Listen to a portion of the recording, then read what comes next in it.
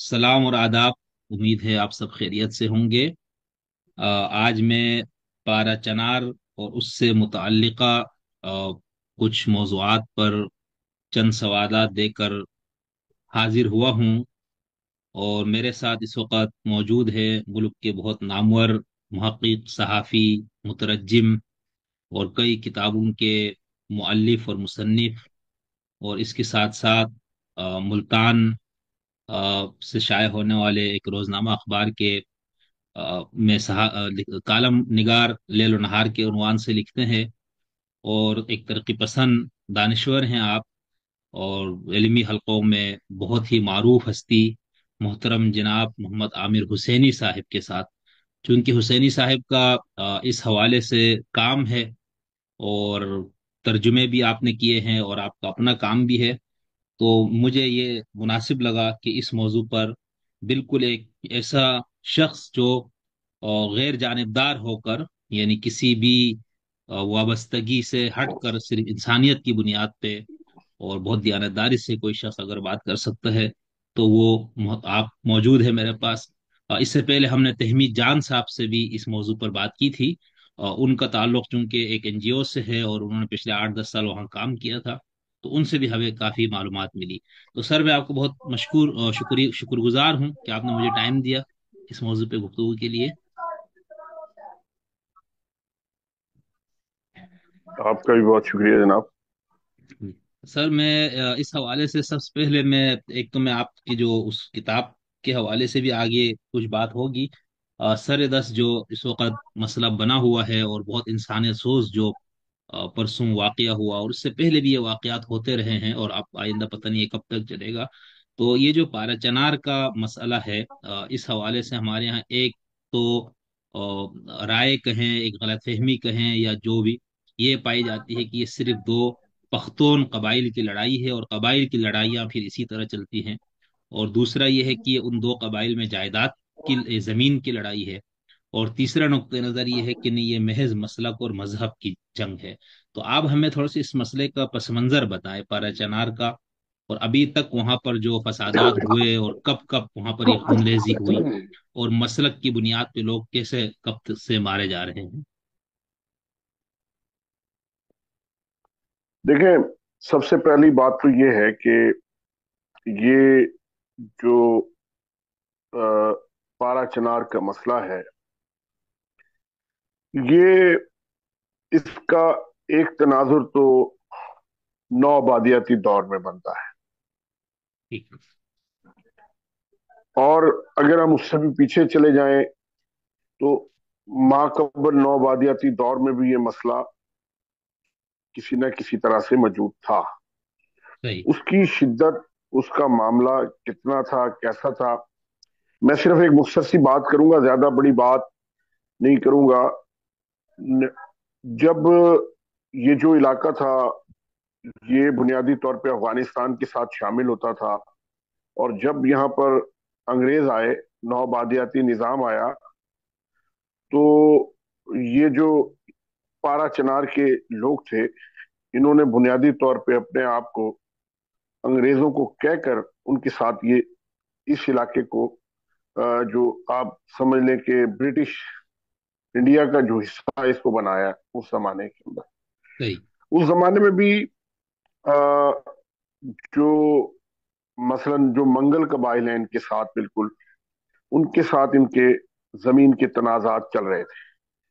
और सही। खुद अपने कबीले के अंदर भी, कबाइल के अंदर भी तनाजात मौजूद थे। वो उस जमाने में भी कभी कभार ऐसा होता था कि जो जब ये लड़ाई होती थी, तो कहीं ना कहीं छोटा मोटा कोई उसके अंदर फिरका वाराना अंसर आ जाता था। सही। और वो इस वजह से आता था कि मंगल कबाइल जो थे वो सुन्नी कबाइल थे, और ये जो तुरी थे और बंगश थे, तुरी तो सारे के सारे शिया थे और बंगश मिला जुला काम था इनका आपस में। और आज भी ऐसा ही है। अ, ये मामलात विरसे में मिले पाकिस्तान की रियासत को।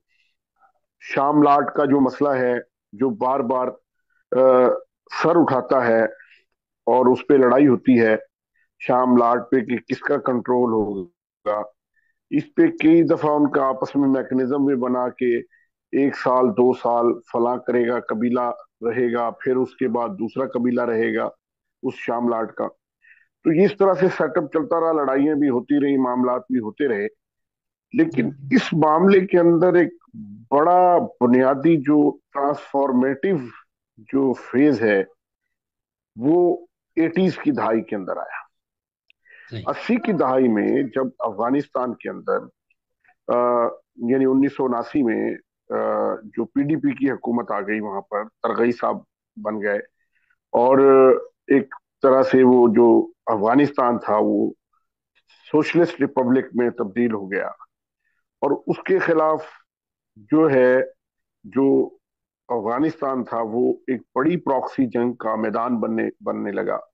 और फिर जैसे ही सोवियत फौजें दाखिल हुई उस सोशलिस्ट हुकूमत को बचाने के लिए, तो उसके खिलाफ एक जो है पूरा जिमी कार्टर ने, उस जमाने में जिमी कार्टर की इंतजामिया थी, उन्होंने एक मंसूबा बनाया जिसको अब हम सब के सब यानी अफगान जिहाद का मंसूबा उसे कह लें। और उसमें पूरा मगरबी ब्लॉक जो था, कैपिटलिस्ट ब्लॉक, उनके लाइस जो थे साथ थे। और उसमें दो ममालिक का बड़ा अहम तरीन किरदार था, यानी सऊदी अरब का और पाकिस्तान का जो किरदार था, जी। पाकिस्तान की रियासत का। उस जमाने में जनरल जियाउल हक साहब की हुकूमत थी, आमरीत थी मुल्क के अंदर। और वो अलाई बन गए, स्ट्रेटेजिक पार्टनर बन गए उस जिहाद, अफगान जिहाद के। तो उस जमाने में भी, अगरचा कि उसका रंग जो है, यानी अगर 80s की दहाई के इब्तदाई साल हम देखें, तो 2-3 साल जो देखें, उन रंगों में जो पुराने अफगान मुजाहिदीन थे वो कोशिश करते रहे कि शॉर्टेस्ट रूट बनता था, ये जो पारा चनार है, यहां से जी। गुजर कर करम एजेंसी से वो शॉर्टेस्ट रूट बनता था जलालाबाद का और काबुल का भी। तो सही। इनका ख्याल ये था कि अगर बेस कैंप यहाँ बनाया जाए, बेस कैंप बने तो बड़ा शॉर्टेस्ट रूट से ये लोग वहां जा सकते हैं। अब इसके इस सारे मामले के आड़े जो आ रहे थे, मतलब जिन्होंने वहां पे अफगान जिहाद या अफगान जिहादियों को गलबा नहीं आने दिया, तो वो ये पारा चनार के लोग थे। अच्छा, अभी इसकी कुछ सही यानी फिरका वाराना शक्ल बनी नहीं थी। ये अभी एक रियासत की एक स्ट्रेटेजी समझ लें, और साथ अफगान मुजाहिदीन का वो जो उनके साथ मिलके काम कर रहे थे, उनकी एक हिकमत अमली समझ लें कि वो इस रुकावट को हटाना चाहते थे। पुराने अफगान मुजाहिदीन में सेक्टेरियनिज्म उस तरह से नहीं था। अहमद रशीद ने भी उसका जिक्र किया है, बहुत सारे लोगों ने सही। इस मामले में बात की है कि वो एज सच उस तरह से सेक्टेरियनिज्म या नहीं था जिस तरह से हम 90s की दहाई में उस सेक्टेरियनिज्म को बहुत वाजे शक्ल में देखते हैं। बिल्कुल। तो जियाउल हक के का जो आखिरी जमाना था, आखिरी जमाने में ये हुआ कि जनेवा मुआहिदा होता है। ये बड़ा, फिर ये दूसरा ट्रांसफॉर्मेटिव पॉइंट है मामले को समझने के लिए, सही। कि जनेवा मुआहिदा होता है। जनेवा मुआहिदे में सोवियत अफवाज का इनखला होता है, और अमेरिकन जो हैं और साथ में जो अमेरिकन ब्लॉक है और सोवियट्स हैं, वो कम से कम इस बात के ऊपर राजी हो जाते हैं कि डॉक्टर नजीब जाने और वहां रहने वाले जाने, वो जिस तरह से भी अपना फैसला करते हैं कर लें। अमेरिका ने जोर नहीं दिया कि नजीब को हटा के मुजाहिदीन को हुकूमत दे दी जाए या कर दे। अब इस बात से जो जियाउल हक साहब थे और उनकी जो फौजी क्यादत थी, स्टैब्लिशमेंट थी, उसने अपने तौर पर इस माहिदे की मुखालफत करना शुरू किया। उनका डिजाइन ये था कि वो ये चाहते थे कि जो उनका ब्लू आइड बॉय था उस जमाने के अंदर, यानी हिकमत यार, हिजब इस्लामी का हिकमत यार, वो उससे चाहते थे कि अमेरिकन जो है उसी शद्दोमत के साथ पाकिस्तानी की हुकूमत जो उस वक्त थी और इस्टेब्लिशमेंट थी, इसका साथ दें। और ये जो नजीब की गवर्नमेंट है इसको भी गिराया जाए, इसको भी गिराया जाए, और साथ साथ जलालाबाद पे भी कब्जा हो, और उधर से उस रास्ते से फिर जाके जो है काबुल पे कब्जा हो। आपको याद होगा, अगर कुछ याददाश्त में हो, تو اس زمانے میں ضیاء الحق صاحب اپنے خواب کا ذکر کرتے تھے کہ وہ نماز جمعہ جو ہے وہ ادا کریں کابل میں جا کے اور ہوں، جلال آباد میں جا کر، تو وہ اس کا بڑا ذکر کرتے تھے، اور یہ سارا اچھا اس کے پیچھے وہی مینٹلٹی موجود تھی۔ اب اس پوری مینٹلٹی کے آڑے جو لوگ آ رہے تھے وہ پارا چنار کے لوگ تھے۔ صحیح۔ اب ہماری جو سیکورٹی اسٹیبلشمنٹ تھی اس نے اپنے طور پہ ایک ایسا ڈیزائن بنانے کی کوشش کی جس سے توریوں کی مزاحمت ختم کی جا سکے۔ یہ جو پارا چنار کے توری اور بنگش یا جتنے بھی شیعہ ٹرائبز ہیں ان ٹرائبز کی مزاحمت کو ختم کریں، اور ان کی جگہ پھر یہ لے لیں سارے کے سارے جو جن کے اوپر انہوں نے ہاتھ رکھا ہوا تھا۔ اچھا، اسی زمانے کے اندر ایک اور، جب نائنٹیز آتا ہے 1990 کی دہائی میں، آپ جو ہے ضیاء الحق صاحب کا طیارہ جو ہے تباہ ہو جاتا ہے، اور پھر ایک نئی حکومت آتی ہے، پیپلز پارٹی کی حکومت ہوتی ہے، اور پیپلز پارٹی کی حکومت کے دوران ہی اسٹیبلشمنٹ کیا کرتی ہے، وہ افغان پالیسی کو اپنے پاس رکھتی ہے، جس طرح سے اس نے بھارت کے حوالے سے پالیسی کو اپنے پاس رکھا۔ وہ اپنے طور پہ جہادی سارے کے سارے ایلیمنٹس کو برقرار رکھتی ہے، اور ساتھ ساتھ وہ کیا کرتی ہے، ایک نیا پروجیکٹ بھی شروع کر دیتی ہے جس کو آپ جہاد کشمیر کے نام سے جانتے ہیں۔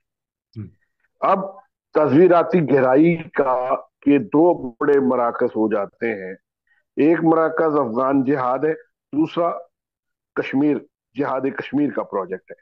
ان دو پروجیکٹ کو لے کر جو ہماری سیکورٹی اسٹیبلشمنٹ ہے وہ اس کے درمیان، اس کے اور جو ہماری اس وقت جو پاکستان پیپلز پارٹی کی حکومت آئی ان کے ویژن میں زمین آسمان کا فرق تھا۔ صحیح۔ جو پیپلز پارٹی کی تھی اور اس کے جو اتحادی تھے، اور ساتھ ساتھ جو قوم پرست قوتیں تھیں، یعنی اگر اے این پی کو لے لیں آپ، اس زمانے میں میر غوث بس بزنجو صاحب تھے، ان کو لے لیں، اور 88 میں باقاعدہ ایک انتظام ہوا، ایک انتظام و انصرام ہوا کہ وہ سارے لوگ، ایک تو پیپلز پارٹی کو کسی بھی صورت میں جیتنے نہ دیا جائے، یا اگر وہ جیت بھی جائے تو اس کی سادہ اکثریت بھی نہ ہو اس کے پاس، اور ساتھ ساتھ ایسے قد آور سیاستدان پارلیمنٹ سے باہر رکھے جائیں جو افغانستان کے حوالے سے اور بھارت کے حوالے سے پاکستان کی سیکورٹی اسٹیبلشمنٹ کے ساتھ مطابقت نہیں رکھتے، اس کی مخالفت ہوں، کرتے ہیں، یا وہ اس سے کوئی مختلف نظر چیز چاہتے ہیں۔ آپ دیکھیں کہ غوث بخش بزنجو جیسا آدمی ہروا دیا گیا، ان کی پارٹی توڑ دی گئی، اور آخرکار وہ قومی اسمبلی میں نہیں پہنچ سکے۔ یہ بہت بڑا دھچکا تھا میر غوث بخش بزنجو صاحب سے کے لیے۔ ہوں، مولانا شاہ احمد نورانی وہ بھی اسمبلی میں نہیں پہنچ سکے، اور اس زمانے میں مولانا فضل الرحمان بھی جو تھے، وہ ایم آر ڈی کے جتنے لوگ تھے ان میں سے بہت سارے لوگ اس وقت اسمبلی میں نہیں پہنچ سکے۔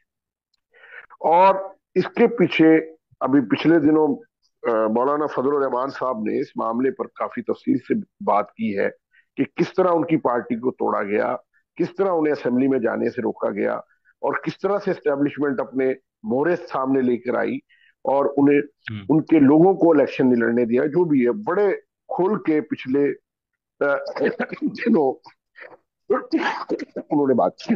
خیر، اب ہوا یہ کہ یہاں ایک اور خطرناک موڑ آتا ہے۔ پرانے جہادی جو تھے ان میں سیکٹیرین عنصر کم تھا، بالکل۔ نیشنلزم زیادہ تھا، وہ قدرے جیسے بھی تھے لیکن قدرے ماڈریٹ تھے ان کے مقابلے میں۔ اب انہوں نے کیا کیا، جو نائنٹیز میں انہوں نے نیا جہادی کیڈر تیار کیا اپنی ہوں، تصویراتی گہرائی کے لیے، وہ زیادہ سیکٹیرین تھا، زیادہ بریوٹل تھا، زیادہ انتہا پسند تھا، زیادہ جنونی تھا۔ انہوں نے کیا کیا کہ جماعت اسلامی اور اس کے جو جہادی ونگ تھے اور حکمت یار جیسے، ان کے اوپر سیکٹیرین ہونے کا الزام نہیں تھا، لیکن اس سے ہٹ کے جب انہوں نے حرکت الانصار کے اوپر ہاتھ رکھا، اور انہی دنوں یہ جب طالبان کو لے کر آئے، تو طالبان ایک باقاعدہ، یعنی آپ یہ کہہ لیں کہ ریڈیکل تکفیری دیوبندی آئیڈیالوجی کے ساتھ سامنے آ گئے، ये صحیح. रिवायती देवबंदीज्म से भी हट के एक और جی. तरह की आइडियोलॉजी थी, जिसमें ये सल्फिज्म भी की रिवायती आइडियोलॉजी से भी मुख्तलिफ था और देवबंदी रिवायत से भी मुख्तलिफ था. ये एक तरह से उसके अंदर ज्यादा इंतहा पसंद, ज्यादा तकफीरी और ज्यादा एक्स कम्युनिकेटिव किस्म की आइडियोलॉजी के साथ सामने आए. इनके ऊपर जब हाथ रखा गया तो नतीजा क्या हुआ कि उन्हीं दिनों हमारी सिक्योरिटी स्टैब्लिशमेंट ने क्या किया कि टूरियों को, टूरियों और इनकी जो पाराचनार के लोगों की मजामत थी, इस मजामत को खत्म करने के लिए उन्होंने सेक्टेरियन रास्ता इख्तियार किया. वहां पर صحیح सिपाही صحیح. साहबा को मुनज्जम किया गया. वहां पर वहां पर जलालुद्दीन हक्कानी नेटवर्क को जगहें दी गई और इनके इर्द गिर्द जितने सुन्नी कबाइल थे, उन सुन्नी कबाइल के जो मॉडरेट लोग थे, उनकी जगह ज्यादा इंतहा पसंद लोग सामने लेकर आए और उन्हें उन सुन्नी कबाइल का नुमाइंदा बनाकर दिखाया गया. और आहिस्ता आहिस्ता वही कुव्वतें वहां पर जो गालिब आ गई. और उन्हीं दिनों आप जरा देखें कि जो मॉडरेट मुशर था, सिर्फ यहाँ नहीं बल्कि खैबर एजेंसी में भी जितनी भी ट्राइबल एजेंसीज थी, वहां देखते ही देखते मॉडरेट मुशर जो थे, मुशरान जो थे, उनकी टारगेट किलिंग शुरू हो गई. और देखते ही देखते वहां पर मुनीर शाकिर जैसे और इस तरह के लोग इनसे भी पहले के इंतहा पसंद सामने आ गए. और देवबंदी, खुद देवबंदी इस्लाम का जो चेहरा था वो भी भुना गया. यानी जो उनके अंदर मॉडरेटिज्म की एक रिवायत थी वो भी جی. जाके उनकी रेडिकल ये जो तकफीरी लाइन थी इसके अंदर चुप. और वहां से सही मानों में जिसे कह लें कि ये मामला स्ट्रेटेजिक वॉर का हिस्सा भी बन गया और साथ साथ जो एक इतना बड़ा जिहादी तकफीरी नेटवर्क बना था, उस नेटवर्क की पूरी पूरी इन्वॉल्वमेंट इस यहां पर हो. और फिर जत्थों की शक्ल में जो हमले शुरू हुए, चिनार का जो मामला था تھوڑی سی آپ کی उसको, آواز کٹ گئی تھی. उसकी ہاں. बड़ी शक्ल. یہ मैंने آخری دو جملے دو جملے رہ گئے، آپ کی آواز कहा کٹ گئی تھی. कि जो जत्थों की शक्ल में हमले शुरू हुए, صحیح. मैंने कहा कि हमले शुरू हुए और बाकायदा इससे पहले अ, इससे पहले की तारीख में हमें इस तरह के मनाजर नहीं मिलते कि सद्दा से शिया को भगा दिया जाए और पारा चनार से सुन्नियों को भगा दिया जाए, उनको मारा भी जाए, उनकी जदादों पे कब्जा कर लिया जाए, दोनों अतराफ में जो भी मामला. तो ये एक बाकायदा, या जिसे कह लें कि इससे क्या हुआ कि शिया और सुन्नी कबाइल के अंदर आपस में जो ताल्लुकात थे, समाजी ताल्लुकात, बिरादराना ताल्लुकात, चीजें जो थी, वो उनके अंदर दीवारें खड़ी हो और बाकायदा लाइनें खिंच गई कि ये सुन्नी इलाका है और यहाँ पे शिया नहीं रह सकता. आप जहां صحیح. पहले वो रह सकते थे, कारोबार भी करते थे, या पाराचनार है, यहाँ पर कोई सुन्नी कारोबार नहीं कर सकता या कोई सुन्नी यहाँ पर मुलाजमत नहीं कर सकता. और फिर आपने ये देखा कि पिछले उसमें जो ये जो असाजा कत्ल हुए तरी मंगल के अंदर, 6 जो टीचर्स थे वो पारा चनार के, वो शिया होने की बुनियाद पे एक अफवाह जब फैली, उस अफवाह फैलने की बुनियाद पर वहां पर वो जो कत्ल हुआ. तो ये तो है इसका एक पूरा पुराना पस मंजर जिसमें बहुत सारे अनासिर शामिल हो गए. और अब एक नया मामला भी है, वो ये है कि इस दौरान ये जो गैर रियासती एक्टर्स पैदा हुए हैं, इनकी माशियत का, इनके बका का सबसे बड़ा दारोमदार क्या है, वो है मंशियात, असले की स्मगलिंग, जो एक समझ लें कि गैर दस्तावेजी किस्म की माशियत है जो रियासत के अंदर काली भेड़ों की मदद किए के बगैर चल नहीं सकती है. उनके इस जो पाकिस्तान का सिक्योरिटी सेटअप है, इसके अंदर भी उनकी जड़ें हैं और सिविल सोसाइटी में भी उनकी जड़ें हैं, अंदर भी हैं. जब जब मामला यानी इस तरह का कोई तनाज़ा बनता है तो ये सारे के सारे मुख्तलिफ रूप के साथ आ जाते हैं उस सारे के सारे अमल में, और इसको एक फिरका वाराना शक्ल मिल जाती है, और ये बड़ा गंभीर मसला बन गया है। सही। अब इसमें एक और चीज भी है जो जो हम ये देखते हैं कि रियासत ने अपनी जिम्मेदारी जो अदा करनी चाहिए थी, एक तो वो सबसे बड़ी यानी जियाउल हक के जमाने से जो उन्होंने मुख्तलिफ किस्म के हरबे इख्तियार किए कि हम्म। जो अफगानिस्तान को पांचवा सूबा बनाने के चक्कर में या उसको अपनी नौबादी बनाने के चक्कर में उसमें, और उसको फिर मुख्तलिफ रंग दिए, इस्लाम का रंग भी दिया उसे, और तरह तस्वीराती गहराई का रंग भी दिया, स्ट्रेटेजिक डेप्थ का रंग भी दिया। ये सारे मामला कहीं ना कहीं रियासती सरपरस्ती से, साम्राज्य मुदाखलतों से, और फिर बदकिस्मती से जो 79 में ईरानी इनकलाब आया, उस इनकलाब के बाद अदा शीई सूरत में बदलने से और उसको एक्सपोर्ट करने का ख्याल 80 के अंदर जो छाया रहा, उस उसने भी इस जो सऊदी और ईरानी प्रॉक्सी है, इस प्रॉक्सी हम्म। के बाकायदा असरात जो हैं वो पाकिस्तान में बिलमुम, और ये जो करम एजेंसी है इसमें बिलखसूस अपना किरदार अदा किया। मेरा ख्याल सही। है काफी तफसील से मैंने नहीं इसका सर, बहुत बैकग्राउंड बता दिया पारा बहुत चनार अच्छा, का। बहुत अच्छा आपने कबल नौआबादियाती दौर से शुरू करके अभी तक आप ले आए हैं, और पूरा इनकलाब ईरान और अफगान जिहाद और ये जो सेक्टेरियन बुनियाद पे जो कुछ हुआ, इस सब को ज़िया का दौर, उससे बहुत अच्छा यानी इंतहाई इख्तिसार के साथ पूरी हिस्ट्री आपने बयान कर दी माशाल्लाह से। बहुत आपका शुक्रिया सर।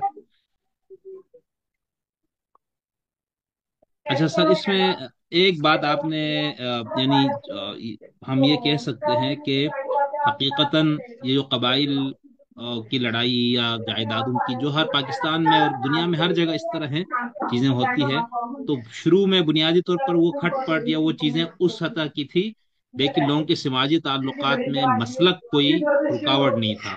यहाँ तक कि हमने पढ़ा सुना है कि वहाँ पर शिया हम्म, सुन्नियों की आपस में रिश्तेदारियां थी। हम्म, जैसे हमारा इलाका है बल्तिस्तान गिलगित, बिल्कुल वहां पर भी शिया सुन्नियों में रिश्तेदारियां हैं कहीं, हम्म, यानी शादी ब्याह और ये सारा हम्म, कुछ ठीक है। तो लेकिन आप ये फरमा रहे कि वो रियासत की अपनी कुछ पॉलिसियों की वजह से और हालात टाइम गुजरने के साथ साथ वो ऐसा गंभीर होता गया, और उसमें फिर ये जो फिरका परस्त जो लोग थे और उन्होंने इस मसले को बहुत ज्यादा यानी उनको घुसाया गया, वो खराब हुआ। तो इसमें एक छोटा सा सवाल मैं करूंगा, ये जो अफगान जिहाद में पाराचनार ने मुजाहिमत क्यों की, क्योंकि अफगान जिहाद के ऊपर तो तमाम मसालिक का इत्तेफाक था, इसमें यानी कोई मसलकी वो बुनियाद नहीं था। यानी अफगानिस्तान की जो शिया है वो इस बात पर फख्र करते हैं कि हमने भी रशिया को भगाने में बड़ा हिस्सा लिया और हमारा भी खून इसमें शामिल है। तो उस वक्त पाराचनार के लोगों को क्या मसला था मसलकी बुनियाद पे?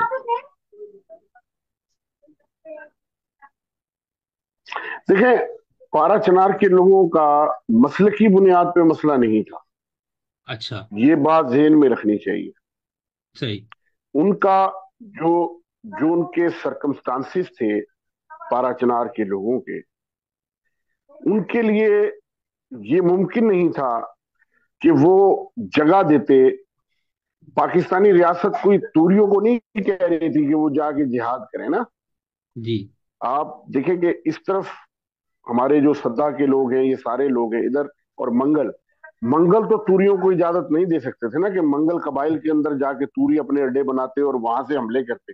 असल तो वो सही। बैठे हैं जलालाबाद के करीब, दोनों तरफ आर पार तो वो बैठे हैं। अगर पारा चनार, मरकज तो पारा चनार बनता ना, हेडक्वार्टर पारा चनार, और वहां से जाके आगे जो बेस कैंप बनते, क्या हम्म।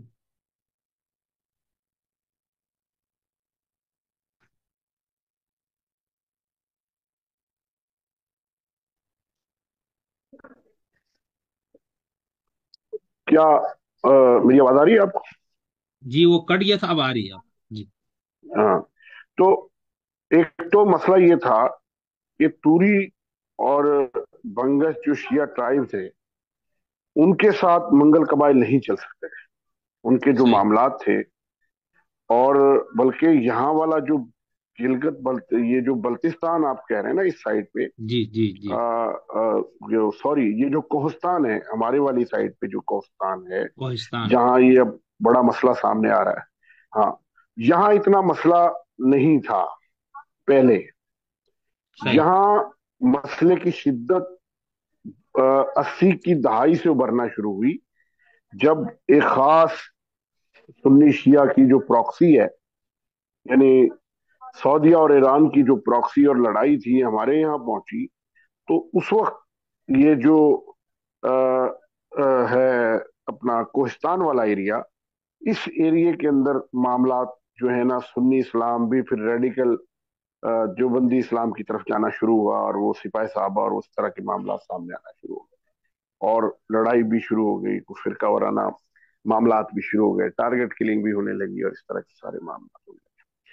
تو ایک تو ان کے جو سرکمسٹانسز تھے توریوں کے اور بنگش کے شیعہ ٹرائبس کے، وہ سرکمسٹانسز انہیں اجازت نہیں دیتے تھے کہ وہ جا کے افغان جہاد کا حصہ بن جائیں. صحیح. اچھا، دوسری بات یہ ہے دوسری بات یہ ہے کہ دیکھیں، مذہبی تنظیمیں تو ٹھیک ہے وہ جا رہی تھیں اپنے طور پہ، اپنی شناخت کے طور پہ. افغانستان میں آ، خود پی ڈی پی کے ساتھ جو سیکولر لوگ تھے، کمیونسٹ لوگ تھے، سوشلسٹ لوگ تھے، بائیں بازو کے لوگ تھے، قوم پرست تھے، وہ سارے کے سارے ان میں شیعہ بھی تھے، سنی بھی تھے، مختلف ہوں. شناختوں کے لوگ تھے، وہ سارے کے سارے بالکل. جو افغان جہاد کے خلاف کھڑے ہوئے تھے. میں یعنی یہ جی. بات آپ کو کرنا چاہ رہا ہوں کہ کوئی اگر یہ کہتا ہے کہ پوری کی پوری شیعہ کمیونٹی جو تھی افغان میں وہ افغان جہاد کے اندر شریک تھی، تو یہ غلط ہوگا. ہاں ٹھیک، اب بالکل ٹھیک. یعنی مطلب یہ دیکھیں کہ پی ڈی پی کا جو انقلاب آیا، وہ جو اکبر صاحب تھے، مجھے ابھی پورا نام یاد نہیں آ رہا، جن کا مرڈر ہوا تھا، جس کے اوپر یہ سارا کا سارا پھر کو ہوا، سردار داؤد کے خلاف پی ڈی پی نے کیا. وہ بنیادی طور پہ اس کا تعلق ہرات سے تھا نا، ادھر سے تھا، ہزارہ سے، صحیح. صحیح. جو بندہ قتل ہوا تھا. یعنی پولٹ بیورو کا، پی ڈی پی کی پولٹ بیورو کا جو بندہ تھا، وہ جو مارا گیا، اس کا تعلق تو تاجک تھا بیسکلی. اور صحیح. وہ پختون نہیں تھا. تو پی ڈی پی کی جو ایتھنک معاملہ تھا وہ ملٹی ایتھنک تھی، اور اس کے اندر بہت کارمل جو تھا خود تاجک تھا. تو پشتون اگرچہ زیادہ تھے، پختون زیادہ تھے، لیکن معاملہ ایسا نہیں تھا کہ اس میں ہزارہ نہ ہو، اس میں تاجک نہ ہو، اس میں ازبک نہ ہو، اس میں یہ دری بولنے والے نہ ہو. یہ سب لوگ اس کے اندر موجود تھے. صحیح.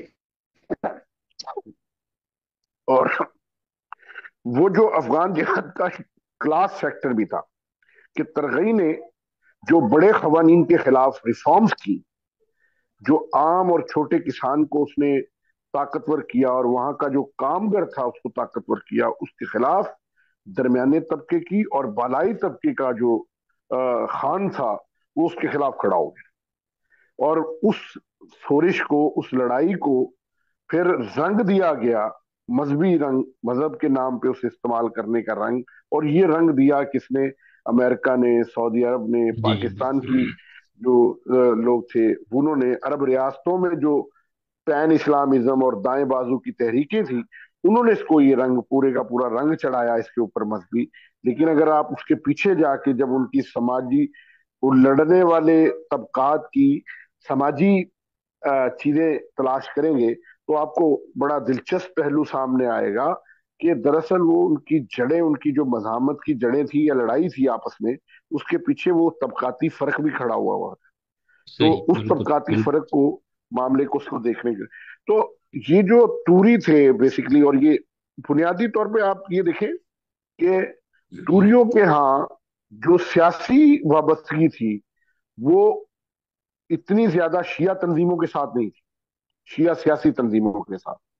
صحیح. 88 میں وہاں سے پیپلز پارٹی نے جیتا، پیپلز پارٹی نے الیکشن جیتا. پیپلز پارٹی کے لوگ جو تھے توریوں کے اور بنگش کے، چاہے وہ سنی تھے چاہے وہ شیعہ تھے، ان کی بہت بڑی اکثریت جو تھی وہ پاکستان پیپلز پارٹی کے ساتھ تھی. اور और उनका जो मामला था वो फंडामेंटलिज्म की तरफ नहीं था उस तरह से, जिस हम्म। तरह से वो बाद में होता चला गया। आज हम्म। अ, तो टूरी जो थे बुनियादी तौर पे, बंगश जो थे, उनकी अक्सरियत जो थी, और खास तौर पे उनके जो पढ़े लिखे लोग थे, एजुकेटेड क्लास थी उनकी जो थी, और खास तौर पे जो मेहनत मजदूरी करने, आज भी आपको एक पता होगा कि उनकी जो पारा चनार की मैशियत है, लोगों की सबसे ज्यादा गुजारा रेमेटिनेस पे है, जो बाहर से आते हैं पैसे, अच्छा। जो कमाने के लिए लोग बाहर बैठे हुए हैं। एज सच कारोबार इसमें नहीं है, उसका फैलाव इसमें नहीं है, और वहां कोई बहुत बड़ी होटलिंग नहीं हो रही। हालात इतने खराब हैं पिछले 15 20 25 सालों से कि वहां पर कोई सियाहत भी नहीं होती। पारा चनार लोग घूमने उस तरह से नहीं जाते जिस तरह से लोग मरी में जाते हैं, सवात में जाते जी। हैं, या नारायण कागान वगैरह की तरफ जाते हैं। तो हालांकि पारा चनार बहुत खूबसूरत इलाका है, सब कुछ है, लेकिन वहां पर कोई सियाहत इसलिए नहीं हो रही कि हालात खराब हैं। तो वहां पर ज्यादातर लोगों का जो गुजारा है वो है रेमेडिस रेमेडिस के ऊपर, सही। जो बाहर से आती है। हम्म। ये बहुत बड़ा फैक्टर है वहां पर, कि जो नौजवानों में वहां बहुत बड़े पैमाने पर फैली हुई गुर्बत है। और जो मामला है, ये जो बार बार लड़ाई शुरू होती है शाम लाट की, ये क्यों होती है लड़ाई बार बार? सबसे ये ज्यादा समझ। ईंधन का मसला है, जंगलात हैं, उन लकड़ियों को काटने के ऊपर दरअसल सबसे ज्यादा लड़ाई शुरू होती है। अच्छा। अब अगर आज हमारी भी। गवर्नमेंट वहां, हाँ जी, अगर हमारी गवर्नमेंट वहां पर गैस फराम करती, दूसरे जराए ईंधन के लाए करती, तो ये जो बार बार नवाही इलाकों के अंदर जंग शुरू होती है, ये बहुत हद तक खत्म हो जाएगी, मैं आपको बता रहा हूँ। ये जो कबायली के दरमियान लड़ाई होती है बहुत सारे मामलात में, और खास तौर पे जो शाम लाट के ऊपर लड़ाई है, इसका एक एक वजह ये जंगलात भी हैं, जिनकी लकड़ी के ऊपर मामला होता है असल में उसको करने का। वो अगर मामला उसकी जगह ईंधन के दूसरे जराए वहां वाफर मिकदार में जाएं और सस्ता ईंधन हो, तो ये इस ये जो है ना, जंगलात की अहमियत काफी हद तक कम हो जाएगी। सही। तो टूरियों के यहाँ ये जो मामला था, उनके यहाँ उनके यहाँ इससे कहीं ज्यादा मामला जो वाबस्तगी का उभरा, एक हिस्सा जो है, रफ्ता रफ्ता वहां की जो रिवायती शीयत थी, वो रफ्ता रफ्ता पॉलिटिकल ईरानी शीयत के जो नजरियात आ रहे थे उनके साथ वाबस्ता होती चली गई। ये एक ऐसा फैक्टर था जो नेगेटिव फैक्टर भी है। और दूसरे मानों में आप ये समझें कि पारा चनार की आबादी के अंदर एक सेक्शन ने ये समझा कि वो अपने आप को अगर ईरान से वाबस्ता करेगा तो शायद उसका तहफ़्फ़ुज़ हो जाएगा, वो बच जाएगा। ये जो बाद वाले मामलात हैं, जिनमें हमने देखा कि एजेंसीज बताती हैं कि 500 से 700 लोग जो थे, फिर उसमें शाम वाला फैक्टर आ जाता है, इराक वाला जी। फैक्टर आ जाता है, उसके असरात भी यहाँ पर पड़े ना। देखे ना, बार बार बाहर के तनाजे जो हैं वो इस खित्ते को अपने घेर लेते हैं, कि ऐसे ही। सुन्नी ट्राइब से जाके लोग दाश में शामिल हो रहे हैं, शाम के अंदर जा रहे हैं लड़ने के लिए, और शिया कम्युनिटी से लोग जा रहे हैं वहां पर, जैनब्यून जो बनी, वो उस उस फातिमा। साइड पर जा रहे हैं। हाँ, 500 600 लोग जो थे, वो तकरीबन अभी तक इतनी बड़ी तादाद मिलती है कि जो पारा चनार से कहा जाता है कि 500 या 600 लोग हैं जो जाके वहां भर्ती हुए। और फिर कुछ लोग ऐसे हैं जो वापिस ही नहीं आए, मतलब हम्म। वो आज ईरान में बसे हुए हैं, ईरान ने उनको शहरियत दी है, वहां पर है मामला। तो ये कहीं ना कहीं इस मामले की जो शिद्दत है, उसमें आपको बैरूनी फैक्टर मिलेगा, कि कहीं ना कहीं बैरूनी फैक्टर जो है वो आके छोटे मोटे तजादात को तेज कर देता है। सही। जब भी कोई बाहर की ताकत वहां पर इन्वॉल्व होती है, चाहे वो अमेरिकन हो, चाहे वो सऊदीज हो, चाहे खुद पाकिस्तानी रियासत के अंदर जिन्हें कहते हैं नॉन स्टेट एक्टर्स हों, जब वो इन्वॉल्व होते हैं تو ایک طرف تو قبائل کے اپنے درمیان تنازع کی صورت میں جو تنازع حل کرنے کا میکنزم ہوتا ہے، وہ وہ میکنزم بھی غیر مؤثر ہو جاتا بالکل ہے، بالکل وہ اور وہ بات چیت ہی نہیں کر پاتے. جیسے اس وقت ریسنٹ صورتحال یہ ہے کہ دونوں طرف سے مشران جو ہیں وہ آپس میں ایک دوسرے کے ساتھ بات کرنے کو تیار ہیں، بات کرنا چاہتے ہیں، لیکن ان کی کمیونٹی کے اندر جو سیکٹیرین ایلیمنٹ ہے، جو لڑائی کا ایلیمنٹ ہے، یا آپ یہ کہہ لیں جو ہاکس ہیں، وہ یہ کام ہونے نہیں دے رہے. انہیں پتا صحیح، ہے کہ دونوں یہ طرف جب سے. بھی آپس میں بیٹھیں گے تو دونوں طرف سے. جیسے آج صبح ہوا کہ ایک مشتعل ہجوم جو تھا وہ چلا پارا چنار سے، اور اس نے بغن میں جا کے بازار پورا کا پورا جلا دیا، اور وہاں لوگ بھی مارے گئے. اور وہ سارا اس کے بعد کیا ہوا کہ دونوں طرف سے قبائل جو ہیں رائٹس شروع ہو گئے باقاعدہ، مذہبی بنیادوں پہ سنی اور شیعہ قبائل آپس میں لڑے، سارے کا سارا معاملہ ہوا. تو یہ حالات اور واقعات تھے ہیں جو میں سمجھتا ہوں کہ آپ نے جو مجھ سے سوال کیا تھا کہ توری اور بنگش شیعہ ٹرائب کو کیا پڑی تھی، وہ کیوں نہیں گئے افغان جہاد کی طرف، جبکہ ان کے دوسرے ہرات والے تو چلے گئے تھے، ہزارہ والے چلے گئے تھے. ہوں، تو یہاں جو حالات و واقعات تھے وہ بہت ڈفرینٹ تھے. صحیح صحیح. یہاں پر جو حکومت آئی ہوئی تھی اس وقت، اس کو سمجھا جا رہا تھا کہ یہ اینٹی شیعہ حکومت ہے. ضیاء الحق صاحب کی حکومت جو تھی وہ جی. انہی دنوں جو ہے وہ اچھا. پھر اس میں ایک اور بڑا فیکٹر بھی ساتھ شامل ہو گیا تھا.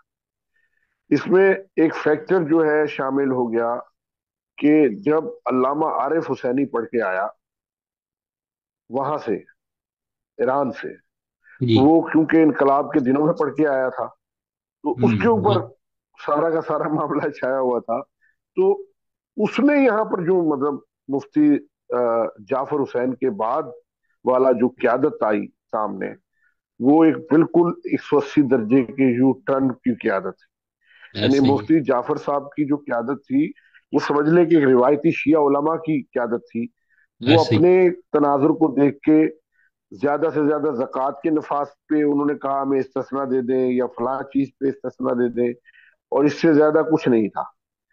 لیکن جب وہ شفٹ ہوا، نیا بندہ آیا، تو اس بندے نے جو شیعت ہے وہ اس کے اندر بھی کافی ٹرانسفارمیشن لانے کی وہ بات ہوئی کہ وہ انقلاب سے جڑ گئے، اور وہ یہ بھی بھول گئے کہ بھئی یہاں پر وہ اقلیت میں ہیں اور ہوں. سنی آبادی اکثریت میں ہے. تو جیسے بعد میں پھر نام بدلا اس کا، پہلے تحریک نفاذ فقہ جعفریہ سے اس کا نام تبدیل کیا گیا، تحریک جعفریہ رکھا گیا اس کا نام.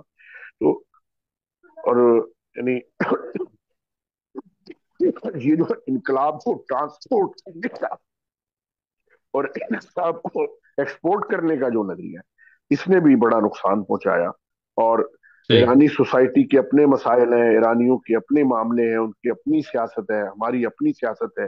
پاکستان کے سرکمسٹانسز کے اندر چیزوں میں ہماری بدقسمتی یہ ہے کہ ہم ابھی تک اس سارے کے سارے معاملے سے نمٹ رہے ہیں. اور بدقسمتی یہ ہے کہ جو جہادی فیکٹر تھا جس نے دیوبندی مسلک کے اندر ان کے مدرسوں کی ماہیت کو تبدیل کر دیا، معاملات کو تبدیل کر دیا، جو روایتی سیاسی پارٹیاں تھیں، یعنی مذہبی روایتی سیاسی پارٹیاں جو مسلک کی نمائندہ تو تھیں، لیکن ان کے ہاں تکفیریت جیسا ایلیمنٹ دیکھنے کو نہیں نہیں. ملتا تھا. چاہے وہ مفتی محمود تھے، چاہے وہ شاہ احمد نورانی صاحب تھے، یہ بالکل. دایاں بازو تو تھا.